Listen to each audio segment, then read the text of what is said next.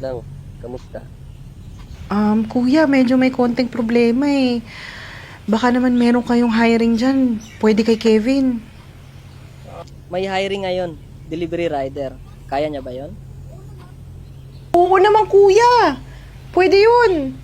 Saktong-sakto, may lisensya siya. Sige, papuntahin mo siya bukas alas 9 sa opisina ko ha. O sige, kuya, salamat ha. Pilinan mo na lang yung asawa mo, huwag akong ipahiya dito. Sige, sige, kuya. Promise. Salamat.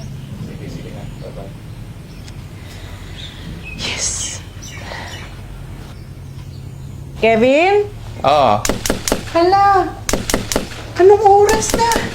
Bakit nandito ka pa? Hindi ka pa namamasada. Ano ka makaka-boundary niyan? Masakit yung pala ako. Tsaka tinatamad akong lumabas. Din naman eh. Ikaw naman no.